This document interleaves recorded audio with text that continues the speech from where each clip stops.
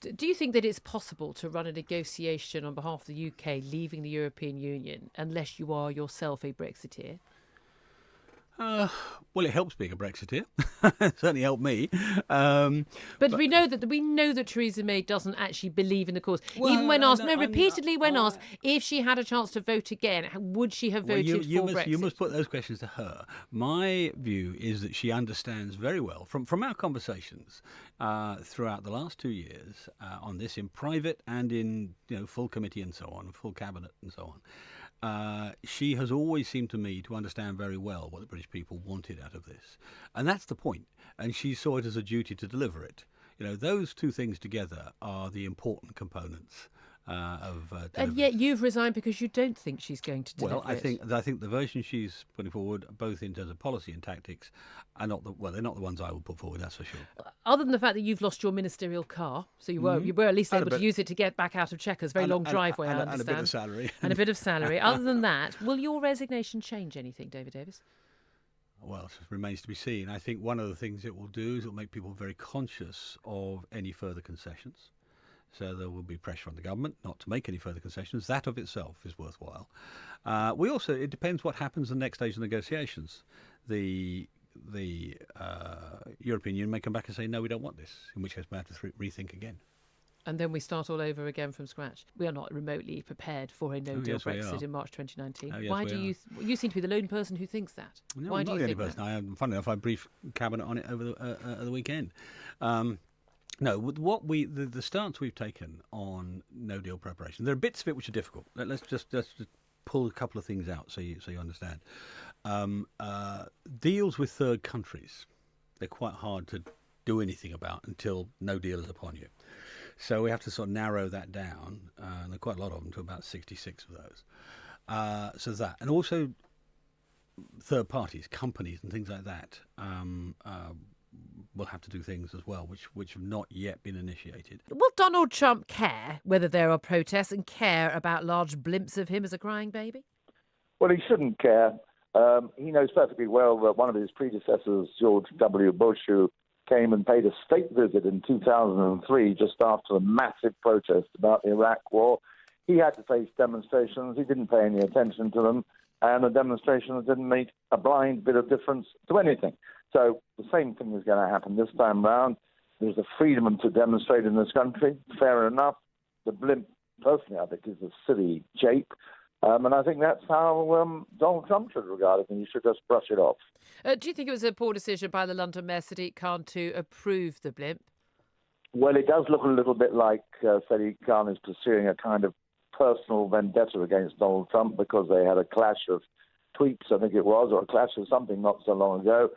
It does have a smell of pettiness to it, and frankly, if I'd been mayor of London, which is a remote possibility, I wouldn't have allowed it. Do you think this was actually going to harm our relations in real terms, harm the relationship between Theresa May and Donald Trump, and harm our chances of getting, even if it's possible after the fudge from Theresa May, any sort of Brexit deal, post-Brexit deal in terms of free trade?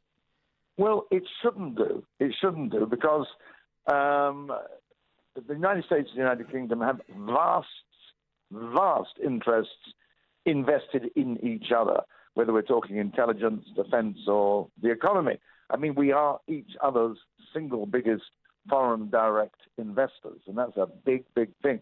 And it's stuff like that that ought to be the prevailing factors in discussion between Theresa May and Donald Trump, and not demonstrations, absence of cheering crowds, and all of that. I also think, Julia, that he will be immensely chuffed to see the Queen. Yeah. I think this will be very important. This is what we keep a royal family for. The photos that he'll take back to the United States are not going to be just of the balloon or screaming demonstrators, but of Donald Trump and Her Majesty the Queen. Are you ever going to be leader of the Conservative Party?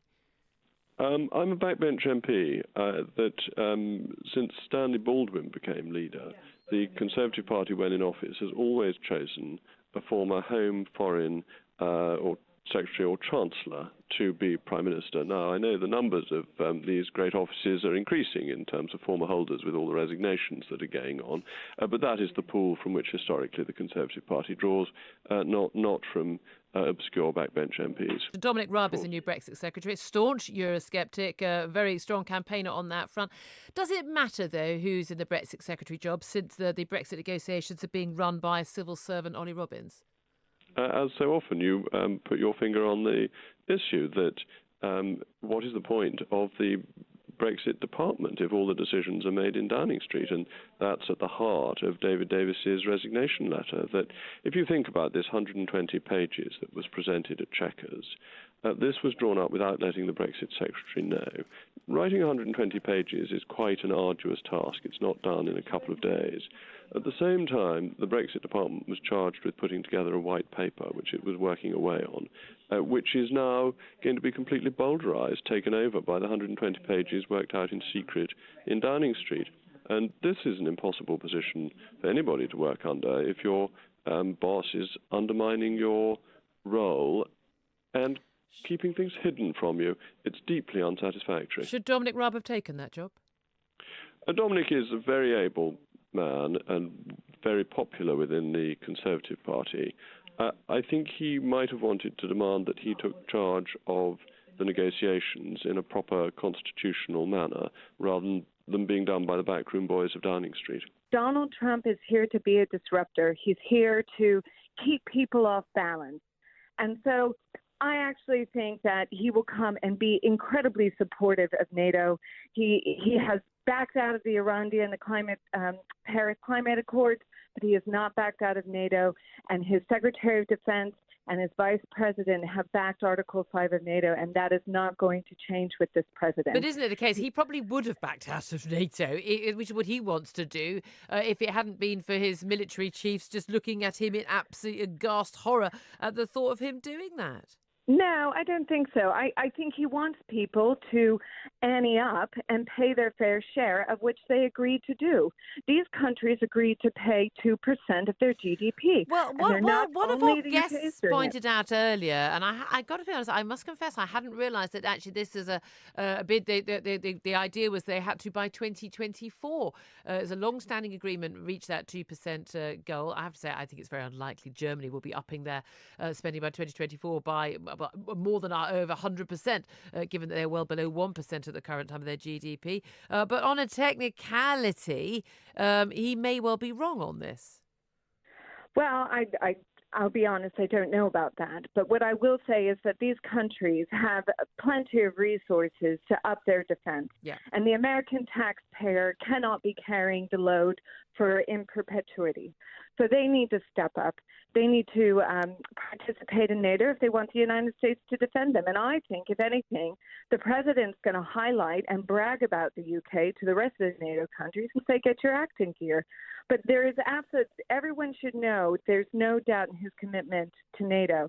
And I think Donald Tusk's comments actually were just political positioning. I think he was doing that for his base, the Europeans, to say, listen, big old Trump is coming into town and he's not going to boss us around. There were jubilant scenes last night here in Thailand after the last of the 12 boys and their coach made it out safe. 17 days underground in this Tam Luang cave complex, and really hard to overstate how difficult and dangerous the mission was to rescue them.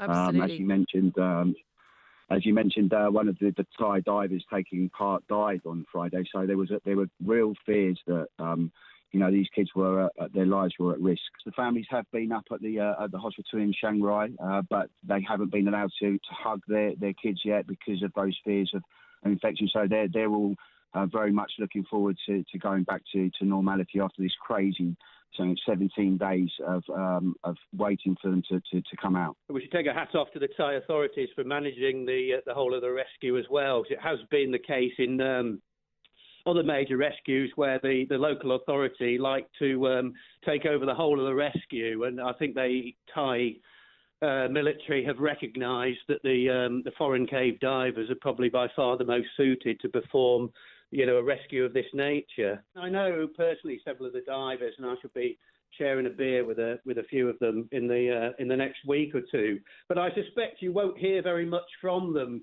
They'll probably decline a lot of media requests, and I mean, the nature of their interests are very calm and quiet individuals. Mostly, they like a pint and they like their outdoor activities and everything. But they've got their own families. I mean, we shouldn't forget that there'll have been a lot of worried people. I know one's got a young toddler, another's recently retired, one also married fairly recently. All got families, of course, who will have been worried about not just the boys in the cave, but all the people performing the rescue. And I think the British divers have been at the very sharp end of that rescue. There is a groundswell of opinion that seems to be coming through, and it's showing in the polls. There's a YouGov poll in the Times today. There have been other polls that are suggesting, Sky Data poll, that the British people are not impressed with Theresa May's handling of Brexit, and in particular Tory voters are very unhappy, and Tory leavers even more so. I think a lot of this comes down to a matter of trust.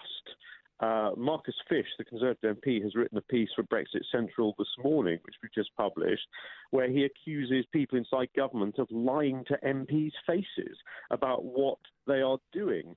There's a sense almost that if the government were to admit that, yes, it has breached its red lines, but this is the best we could do, there might be a little more sympathy amongst Conservative backbenchers who are uneasy about the deal.